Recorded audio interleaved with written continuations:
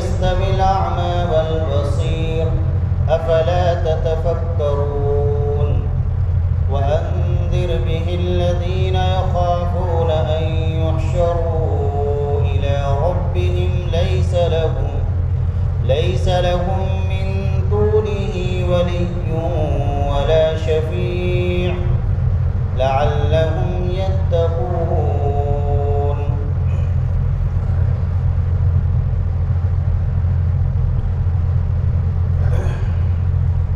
حضرت نبی کریم صلی اللہ علیہ وسلم کی نبوت سے پہلے کی زندگی 40 سالہ زندگی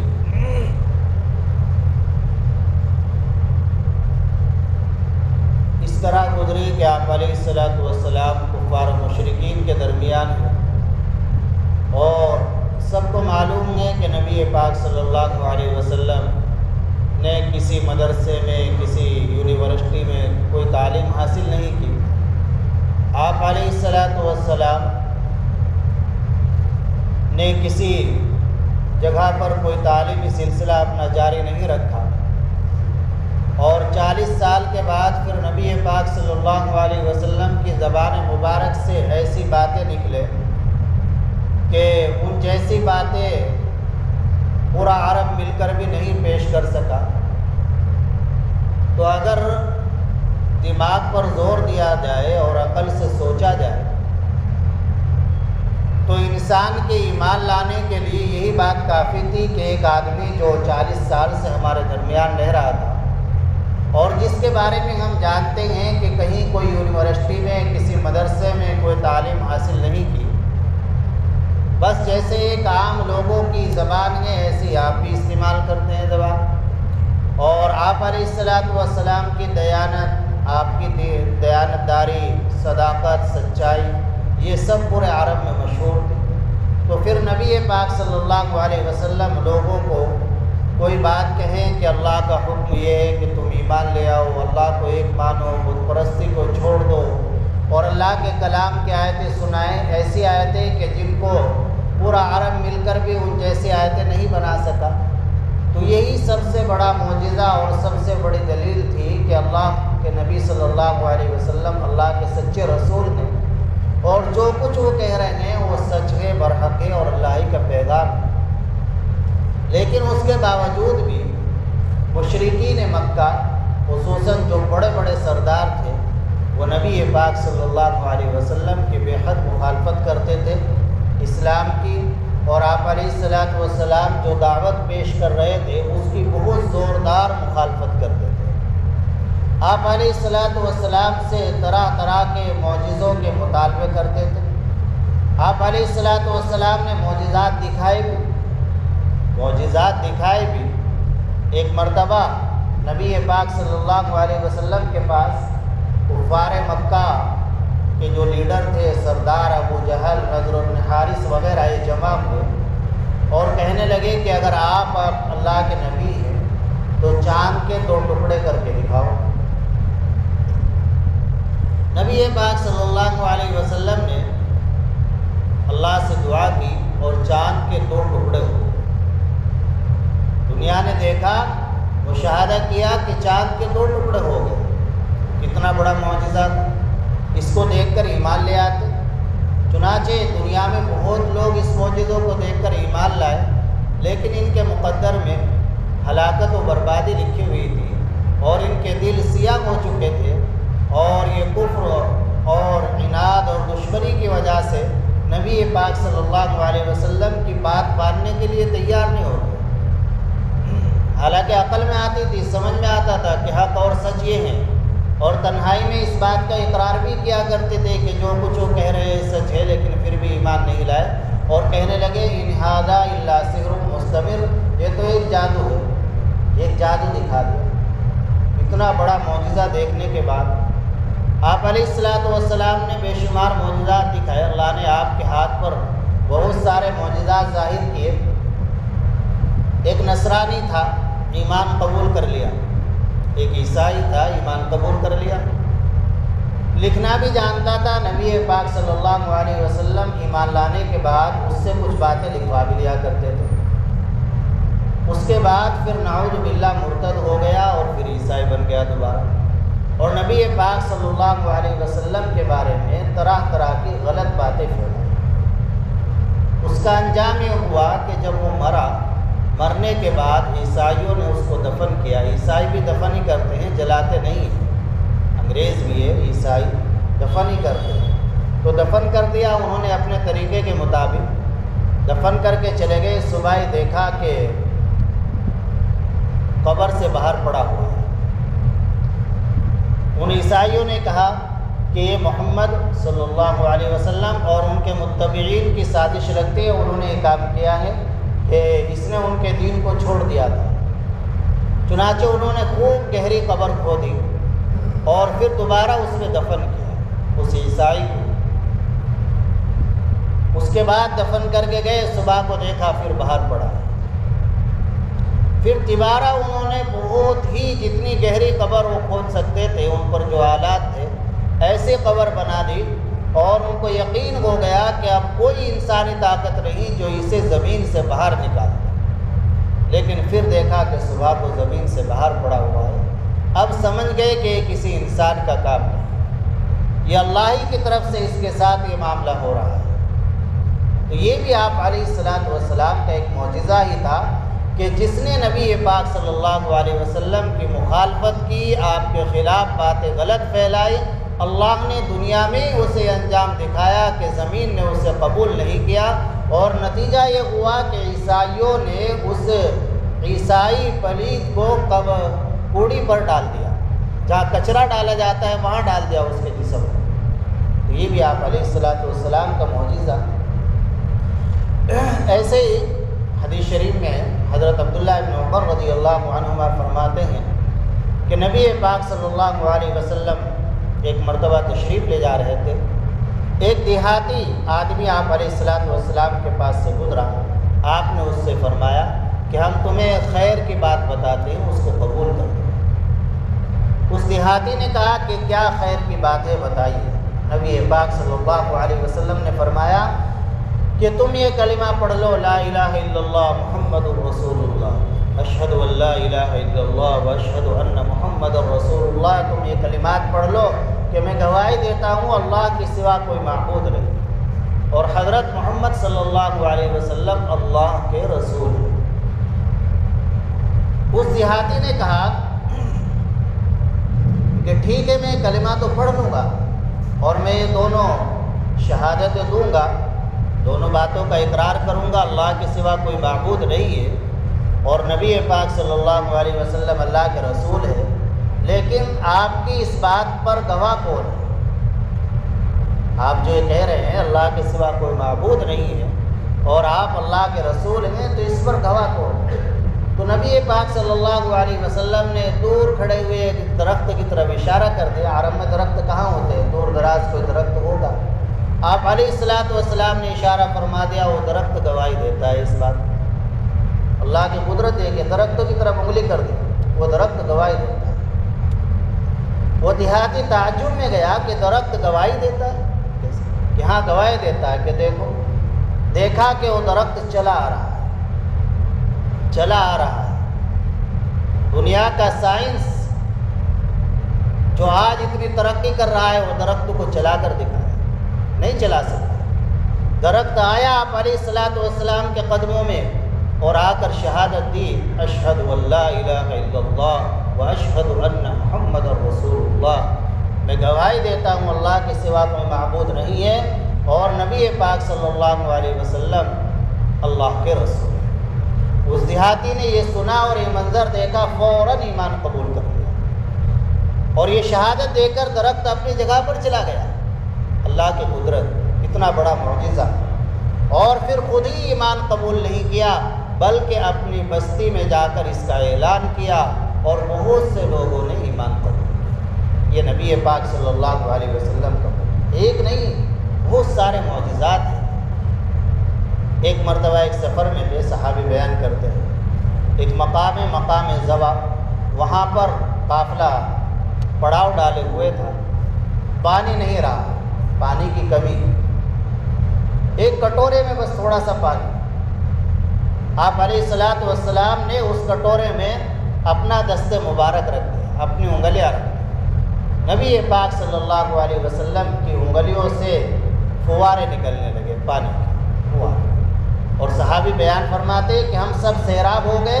فتوضأ القوم، اور لوگوں نے وضو بھی کیا اس پانی سے۔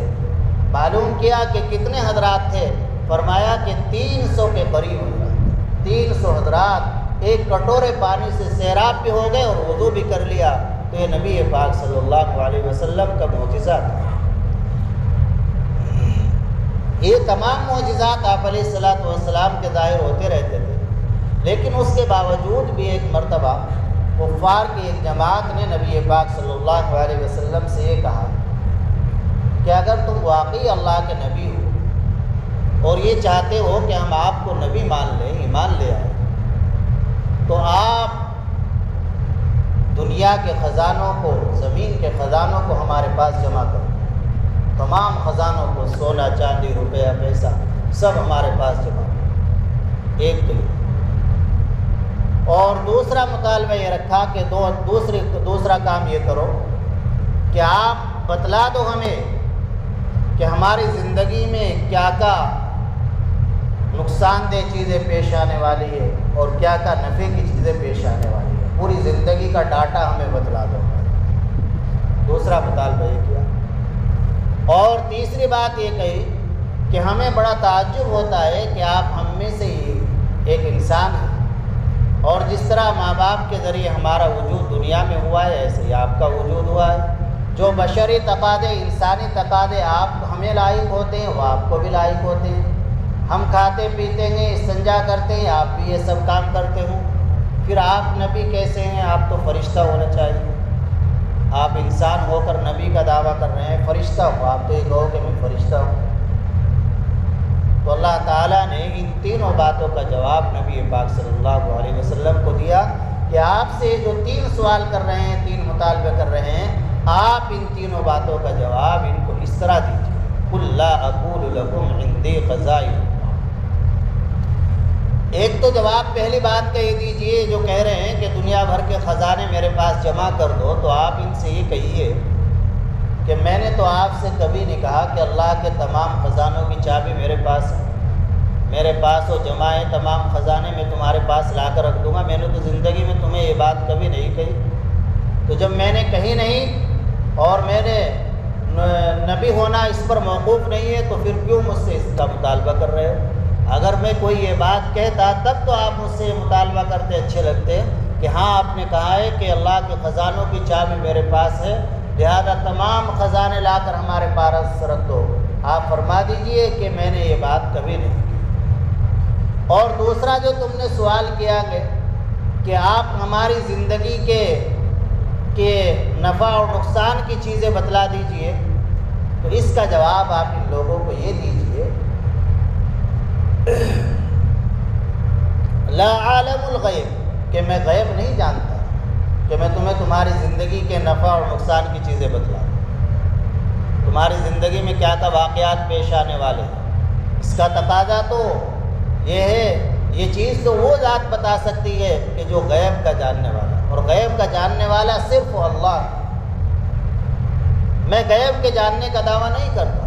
کتنی کھلی دلیل ہے اس بات کی کہ نبی پاک صلی اللہ علیہ وسلم عالم الغیب نہیں تھے۔ آپ خود فرما لا عالم الغیب، میں غیب نہیں جانتا ہے، لیکن پھر بھی بریلیوں کی عقل پر ایسا پردہ پڑا ہوا ہے کہ وہ باوجود اس طرح کے تمام کھلی اور صاف دلیلوں کی، ایک عام سے عام انسان بھی، بچے سے بچہ بھی سمجھ سکتا ہے کہ جب خود ہی نبی پاک صلی اللہ علیہ وسلم فرما رہے لا عالم الغیب، تو پھر کیسے آپ علیہ الصلوۃ والسلام کے عالم الغیب ہونے کا عقیدہ رکھتے؟ عالم الغیب تو صرف اللہ کی ذات ہے۔ بریلوی حضرت نبی کریم صلی اللہ علیہ وسلم کو بھی عالم الغیب مانتے ہیں۔ آپ علیہ الصلوۃ والسلام کو بھی اللہ کی طرح حاضر و ناظر ہر جگہ سمجھتے ہیں، تو یہ تو شرک ہے۔ آپ تو ایک انسان ہیں، ہم سے زیادہ آپ علیہ الصلوۃ والسلام سے عقیدت اور محبت کرنے والا کون ہوگا؟ لیکن وہی محبت اور وہی عقیدت اللہ کے یہاں مقبول ہے کہ جو نبی پاک صلی اللہ علیہ وسلم کی تعلیم، ہدایات اور قرآن و حدیث کی تعلیم و ہدایات کے مطابق۔ اگر آپ نبی پاک صلی اللہ علیہ وسلم کو اللہ کا درجہ دو گے تو یہ تو شرک ہو جائے گا، اس سے تو اللہ بھی ناراض ہوں گے اور رسول اللہ بھی ناراض ہوں گے۔ تو لا عالم الغیب، میں غیب کو نہیں جانتا کہ میں تمہاری نفع اور نقصان کی زندگی بھر کی چیزیں تمہارے سامنے رکھ دوں، تمہیں یہ کام کرنا ہے، یہ کام نہیں کرنا ہے۔ اور تیسری بات جو کہہ رہے ہو کہ آپ فرشتے ہو، ہونے چاہیے فرشتے جیسے، تو اس کے جواب میں کہہ دو لا اقول لکم انی ملک، میں نے تو نہیں تم سے کہا کہ میں فرشتہ ہوں، میں نے تو انسان ہی کہا ہے، میرے اللہ نے بھی انسان ہی کہا ہے مجھے۔ ما کان محمد ابا احد من رجالکم ولکن رسول اللہ وخاتم النبیین، اور نبی پاک صلی اللہ علیہ وسلم کو قرآن میں بھی بشر ہی کہا گیا ہے، انسان ہی کہا گیا ہے۔ تو میں نے کبھی نہیں دعویٰ کیا کہ میں عالم الغیب ہوں یا اللہ کے خزانوں کی چابی میرے پاس ہے جو میں تمہارے پاس وہ خزائن لا کر رکھ دوں، اور نہ ہی میں نے کبھی یہ دعویٰ کیا ہے کہ میں ایک فرشتہ ہوں، تو پھر تم مجھ سے یہ سب مطالبات کیوں کر رہے ہو؟ بلکہ آپ یہ کہیے ان اتبع الا ما یوحی الیہ، میں تو اسی بات کی پیروی کرتا ہوں اور اسی بات پر عمل کرتا ہوں اور دوسروں کو بھی اسی بات کی تعلیم دیتا ہوں جو میرا اللہ فرشتے کے ذریعے میرے پاس بھیجتا ہے۔ جو وحی میرے پاس آتی ہے اس وحی کا میں اتباع کرتا ہوں اور وہ اسی وحی کی دوسروں کو تعلیم دیتا ہوں۔ نہ میں نے کبھی یہ کہا کہ میں عالم الغیب ہوں، اور نہ میں نے کبھی یہ کہا کہ میں فرشتہ ہوں، اور نہ میں نے کبھی یہ کہا کہ اللہ کے خزانوں کی چابی میرے پاس ہے کہ جسے میں جو چاہوں دے دوں۔ بس میرا تو یہ کام ہے کہ اللہ کی طرف سے جو وحی آتی ہے اس وحی کا میں خود بھی اتباع کرتا ہوں اور دوسروں کو بھی وہی وحی تعلیم کرتا ہوں، ان تک بھی وہی پہنچاتا ہوں۔ قل هل يستوي الاعمى والبصير، آپ کہہ دیجئے کہ کیا بینا اور نابینا دونوں برابر ہو سکتے ہیں؟ کیا دیکھنے والا اور نہ دیکھنے والا دونوں برابر ہو سکتے ہیں؟ ہرگز نہیں۔ دیکھنے والا اور نہ دیکھنے والا دونوں برابر نہیں ہو سکتے۔ دیکھنے والا جو ہے وہ بہت سی چیزوں کو دیکھ کر جان سکتا ہے، نہ دیکھنے والا بہت سی چیزوں سے محروم ہوتا ہے، وہ نہیں دیکھ سکتا ہے۔ تو تم دیکھنے والوں میں بنو، یعنی باتوں کو سمجھو، حقیقت کو سمجھو اور ایمان قبول کرو، اور ایمان قبول کر کے بینا بن جاؤ، دیکھنے والے بن جاؤ، اندھے نہ بنو۔ افلا تتفکرون، کیا تم لوگ غور و فکر نہیں کرتے؟ اپنی عقل کو استعمال نہیں کرتے کہ غور و فکر کر کے اللہ کی قدرت کی نشانیوں کو دیکھ کر، اللہ کی مخلوق کو دیکھ کر اللہ پر ایمان لے آؤ۔ اللہ نے اتنی بڑی زمین پیدا فرمائی، اللہ نے آسمان پیدا فرمایا، اللہ نے پہاڑوں کو پیدا فرمایا، بے شمار اللہ نے مخلوقات پیدا فرمائی، سمندری کیسی کیسی مخلوقات ہے، آج کل موبائلوں کے ذریعے نظر آتی رہتی ہے، تو یہ سب اللہ کی قدرت کی نشانی نہیں؟ کتنی بڑی قدرت ہے اللہ کی، کتنے بڑے اللہ ہوں گے۔ تو ان سب کو دیکھ کر ایمان لاؤ، غور و فکر کرو اور اللہ پر کی ہدایات پر، اللہ کے احکام پر عمل کرنے والے بن جاؤ۔ وَأَنذِرْ بِهِ الَّذِينَ يَخَافُونَ أَن يُحْشَرُوا إِلَىٰ رَبِّهِمْ لَيْسَ لَهُم مِّن دُونِهِ وَلِيٌّ وَلَا شَفِيعٌ لَعَلَّهُمْ يَتَّقُونَ۔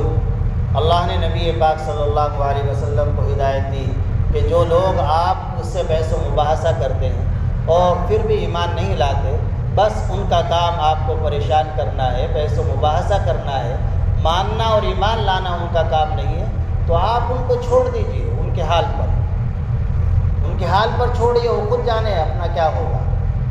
آپ ان لوگوں کو ڈرائیے اور ان لوگوں کو سمجھائیے کہ جن کے دلوں کے اندر اللہ کا خوف ہو، اللہ کا ڈر ہو، اور جنہیں یقین ہو اس بات کا کہ ہمیں ایک دن اللہ کے سامنے پیش ہونا ہے اور اللہ کے سامنے ہمارا حساب کتاب ہونا ہے، ایسے لوگوں کو آپ ڈرائیے۔ اس سے ہمیں یہی سبق ملتا ہے دعوت و تبلیغ کا، جماعت کا کام کرنے والوں کو بھی، کہ اگر کوئی آدمی بحث و مباحثہ کر رہا ہے تو اس کے ساتھ آپ بحث و مباحثہ نہ کریں، بلکہ اس کو اس کے حال پر چھوڑ دیں اور دوسروں کے پاس جائے دعوت لے کر، اور اس کے لیے اللہ کے سامنے دعا کرے کہ اللہ اس کو ہدایت دے دے، صحیح سمجھ دے۔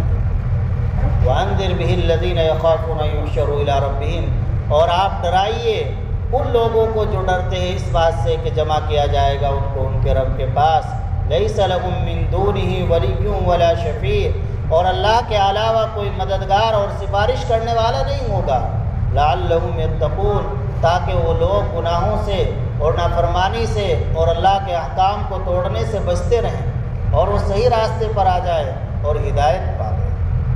اللہ عمل کی توفیق عطا فرمائے۔ الحمدللہ رب العالمین والصلاة والسلام علی سید الانبیاء والمرسلین وعلى آلہ وصحبہ اجمعین۔ ربنا ظلمنا انفسنا وان لم تغفر لنا وترحمنا لنكونن من الخاسرین۔ ربنا آتنا فی الدنیا حسنہ وفی الآخرۃ حسنہ وقنا عذاب النار۔ یا اللہ ہم گناہ گار ہیں، اپنے تمام گناہوں سے توبہ کرتے ہیں۔ مولا کریم اپنے دریائے رحمت سے ہمیں معاف فرما دے، پوری امت کو معاف فرما دے۔ یا اللہ ہمارے اس مختصر سے عمل کو اپنے بارگاہ میں قبول فرما لے، اس کو ہماری اصلاح کا ذریعہ بنا دے، ہماری نجات کا ذریعہ بنا دے۔ قرآن و حدیث سے یا اللہ ہمیں خصوصی تعلق نصیب فرما، خصوصی شغف نصیب فرما۔ یا اللہ قرآن و حدیث کی صحیح فہم نصیب فرما۔ یا اللہ ہمارے پڑھنے پڑھانے کو قبول فرما۔ یا اللہ اپنی شائن شان سب کو بہترین بدلہ عنایت فرما۔ ہم سب کی تمام جائز ضروریات کو پورا فرما، جائز مقاصد کو پورا فرما۔ یا اللہ قرض سے نجات نصیب فرما، تمام پریشانیوں سے نجات نصیب فرما۔ یا اللہ امت مسلمہ کے حال پر رحم فرما، امت مسلمہ کی مدد فرما، اسلام کی مسلمانوں کی حفاظت فرما، جان کی مال کی عزت آبرو کی حفاظت فرما۔ یا اللہ ہمیں ایمانی جسمانی روحانی عافیت عطا فرما۔ یا اللہ فلسطین کے مسلمانوں کی بھرپور مدد فرما۔ یا اللہ غیبی نصرت فرما، مولا کریم انہیں فتح نصیب فرما۔ یا اللہ مثالی فتح نصیب فرما، اعلیٰ درجے کی فتح نصیب فرما، انہیں ہر طرح کا غلبہ عنایت فرما۔ یا اللہ دشمن کو نیست و نابود فرما۔ یا اللہ دشمن کا نام و نشانی ختم فرما دے۔ یا اللہ پورے عالم میں امن و امان قائم فرما، فسادات کو ختم فرما۔ جو حضرات شہید ہو گئے فلسطین کے جو مسلمان بھائی، یا اللہ ان کے درجات کو بلند فرما۔ یا اللہ ان کے درجات کو بلند فرما۔ یا اللہ ہم سے مانگنا نہیں آتا لیکن آپ کو دینا آتا ہے۔ مولا کریم جو بھی ہمارے لیے دارین کے لحاظ سے خیر کو سب عطا فرما، جو ہمارے لیے شر ہے اس سے حفاظت فرما۔ یا اللہ ہماری دعا کو اپنے فضل و کرم سے قبول فرما۔ صلی اللہ تعالی علیہ وسلم۔